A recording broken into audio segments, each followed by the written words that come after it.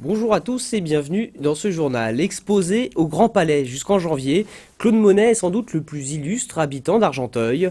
En seulement 7 années de vie sur la commune, le peintre a réalisé pas moins de 250 toiles. Pour la ville, ce n'était donc pas imaginable de ne pas mettre en lumière cette partie de sa vie en marge de l'exposition phare à Paris. Argenteuil s'est donc mise aux couleurs de l'impressionnisme. Christophe Aubry. Cette maison fait basculer Argenteuil dans son passé. Nous sommes au 19e siècle. Cette demeure n'est autre que la maison de Claude Monet. Celui que l'on considère comme l'un des plus grands peintres impressionnistes a vécu ici pendant 4 années, de 1874 à 1878. Autant dire que la ville n'avait d'autre choix que de rénover la bâtisse. On a redonné à cette maison son crépi rose, ses volets verts, ses balcons, ce décor de boiserie qui a complètement été rénové et restauré, et puis également tous les décors de lambrequin sur les côtés. Voilà, avec la cour pavée, également une réflexion du jardin. À Argenteuil, Monet peint la transformation de la ville. Au départ, un petit bout de campagne sans histoire, puis vient l'ère industrielle. À partir de 1870, l'agglomération gagne 8000 habitants par an, une source d'inspiration qui va marquer Monet. C'est justement ce paradoxe argenteuillet qui a fait venir Monet à Argenteuil, c'est-à-dire qu'il retrouvait la modernité qui lui était si chère, c'est-à-dire le chemin de fer, le train, puisque le train venait d'arriver à Argenteuil, et également ces industries, ces cheminées que l'on peut retrouver donc dans les tableaux, effectivement, en bord de Seine. Jusqu'au 18 octobre, cette avenue sera jalonnée par ces 40 panneaux représentant des toiles d'impressionnistes. Là encore, on retrouve Monet, et notamment ses célèbres peintures des rives de Seine. Des toiles que l'on découvre aussi en ce moment au Grand Palais de Paris, et ce jusqu'à fin janvier. Ici, la municipalité a lancé sa propre exposition. Dans ce musée, on y voit les différents usages de la Seine. C'est d'ailleurs sur le fleuve que Monet a réalisé l'ensemble de ses œuvres à Argenteuil. Ce dernier n'aura jamais autant peint de sa vie depuis son bateau-atelier. Il a peint 259 toiles à Argenteuil et ses environs. Donc on pense que Argenteuil a une grande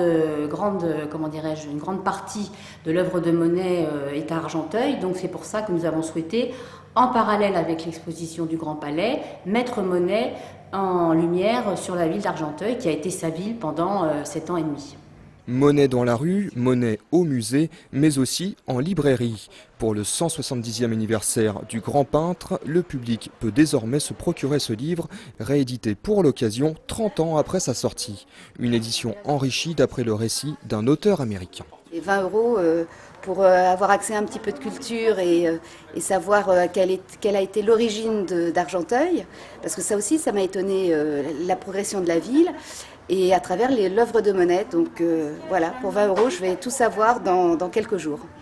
Ce libraire parle de vente historique. En seulement un mois, 700 volumes ont déjà été vendus. Il a été tiré à 3500 exemplaires. Il doit en rester environ 6 à 800 d'après ce que j'ai compris chez l'éditeur. On aura de quoi finir l'année normalement sans problème, mais dès l'année prochaine, on sera certainement à nouveau en rupture de stock, quoi. En dehors de quelques voyages, Monet n'a jamais vraiment quitté les boucles de la Seine. Il restera en tout 7 années à Argenteuil, de quoi expliquer l'engouement populaire pour le plus haut représentant de l'impressionnisme. Rentrée universitaire un peu particulière à Cergy-Pontoise. L'université fête cette année ses 20 ans d'existence, 20 années de développement pour devenir l'un des pôles les plus importants en Île-de-France. Johan Bensoussan. Un seul IUT, quelques formations et tout au plus 300 étudiants en juillet 1991. 20 ans plus tard, ils sont 18 000 à suivre leurs études sur les 13 sites de l'université de Cergy-Pontoise. Une histoire qui s'est créée à la vitesse grand V. Alors cet anniversaire, c'est un peu l'occasion pour la faculté de s'interroger sur sa place dans le paysage des universités françaises. Est-ce qu'on a une plus-value, une valeur ajoutée? Est-ce que notre façon de fonctionner est un peu différente d'une université plus classique, plus ancienne? Voilà, c'est toute la question. Moi, je vous répondrai évidemment que oui, que cette université de Cergy-Pontoise permet de monter des projets peut-être plus rapidement, d'évoluer sur des nouveaux champs d'expérience et d'expérimentation. Un dynamisme qui se retrouve déjà dans les projets immédiats de l'université, création d'une chaire internationale de recherche, nouvelle licence en art ou encore un partenariat avec l'ESSEC, preuve que l'université de Cergy-Pontoise est tournée vers l'avenir. Pur produit de la scène artistique londonienne des années 60, David Spiller réinvente l'esthétique pop en la croisant avec l'expressivité du graffiti et l'utilisation percutante d'extraits de chansons ou de personnages de BD. Une œuvre à découvrir dès maintenant à Saint-Gratien. Brice Martinelli.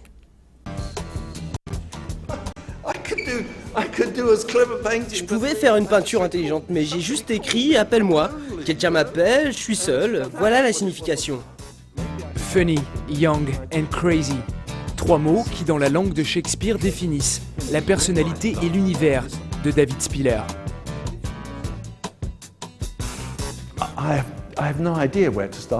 Je n'ai aucune idée par où commencer. Je mélange du bleu, je l'applique et je me dis « J'aime pas ce bleu, donc je change et je crée tranquillement ma toile ».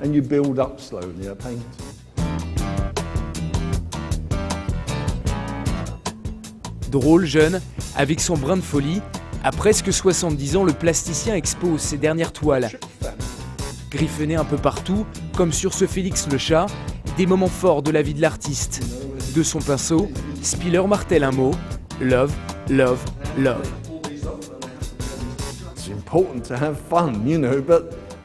C'est important de s'amuser, mais on l'oublie trop souvent. Parfois, on est tellement dévoué à son art qu'on oublie que c'est important.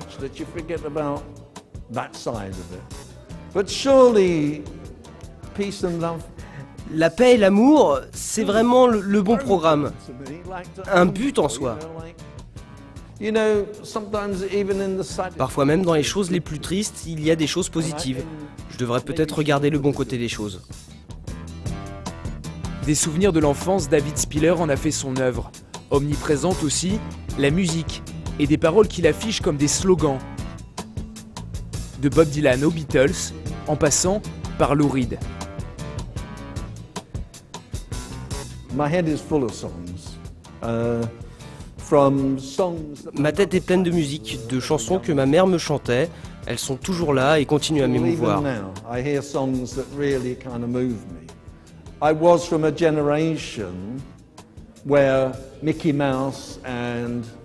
Je suis d'une génération où Mickey et toutes ces choses étaient ce qu'on voyait au quotidien. Si j'étais né à l'époque de Goya, j'aurais peint des femmes espagnoles. Mais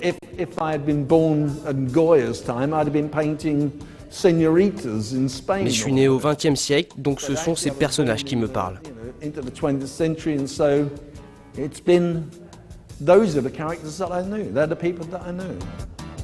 Jeu rythmique de lettres, de formes et de couleurs, David Spiller livre à Saint-Gratien jusqu'au 11 décembre la bande originale de sa vie.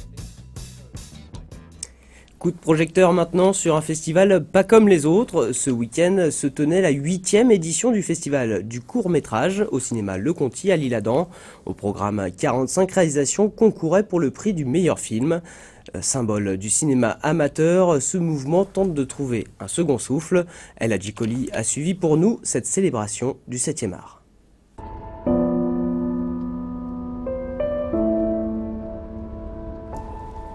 Une famille sur un trottoir, une petite fille qui découvre la pauvreté, un bout de la vie de tous les jours résumé en quelques minutes.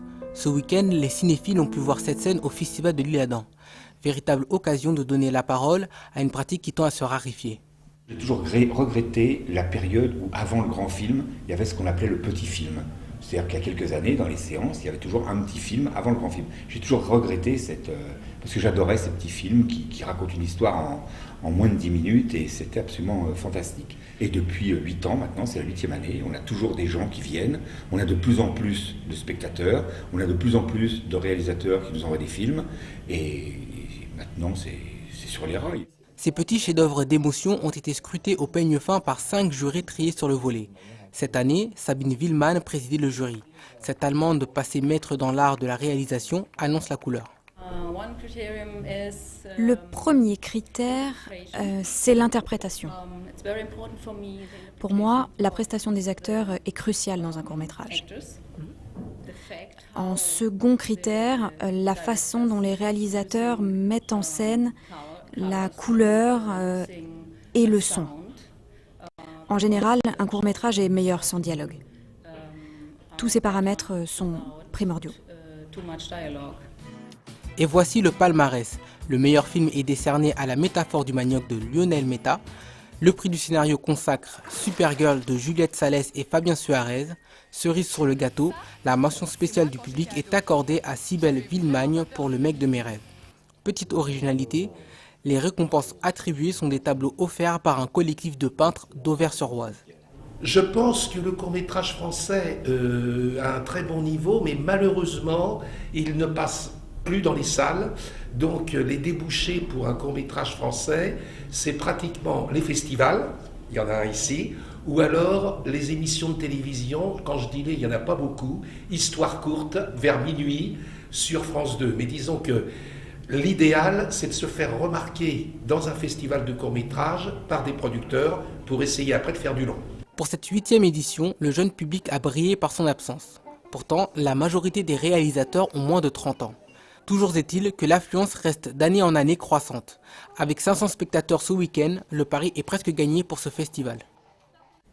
Et on poursuit notre série sur les produits locaux avec aujourd'hui une des fiertés du département, la bière du Vexin. Chaque année, le brasseur Denis Sargeret obtient une récompense au Salon de l'Agriculture, véritable mise en lumière des produits du terroir. Souvenez-vous, VOTV l'avait suivi lors du salon l'année dernière. Un reportage signé Johan Bensoussan.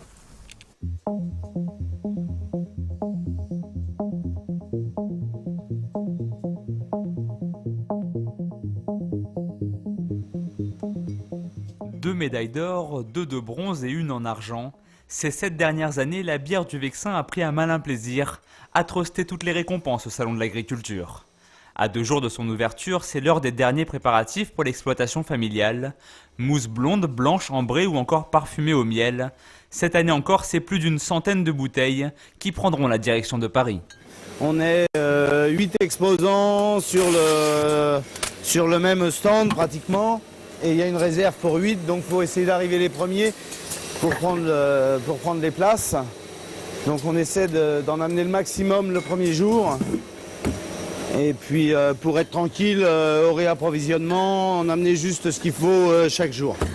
Passé en 8 ans de la culture de l'orge à la production de bière, le parcours de la famille Sargeret est loin d'être classique. Formé auprès d'un maître brasseur allemand, Denis Sargeret s'est appuyé sur son expérience des céréales pour confectionner la bière du Vexin. Moins de houblon, qualité de l'orge et de l'eau utilisée, autant de petits détails qui font sa particularité. De quoi venir concurrencer Alsaciens et Ch'tis sur leur propre terrain. On m'a un peu dénigré, donc si vous voulez, qu'est-ce que c'est que ce type de l'Île-de-France? Un paysan qui se met à faire de la bière, c'est quoi Bon, on a quand même un peu critiqué, puis bon, j'ai été parmi les bières en France les plus primées au départ. Bon, maintenant j'ai été doublé par une bière du Nord. Mais bon, on va essayer de se rattraper. Brasseur confirmé, c'est maintenant en habitué que Denis Sargeret se promène dans les allées du Salon de l'Agriculture. Et sur le stand de la région Île-de-France, il n'est pas rare de trouver des amateurs de bière venus des 4 coins de la France pour retrouver le breuvage du Vexin. Un rapport avec ses clients que cultive Denis Sargeret. Sincèrement, vous n'avez pas goûté celle-là aussi. Là, vous perdez quelque chose si vous ne goûtez pas celle-là. Rendez-vous de la dégustation et des produits régionaux, le Salon de l'Agriculture, c'est aussi pour Denis Sargeret l'occasion de présenter son Vexin. On est quand même une région qui est magnifique et très méconnue. Donc ça permet quand même d'exposer un petit peu le coin où on habite, d'où on est quand même fier d'habiter.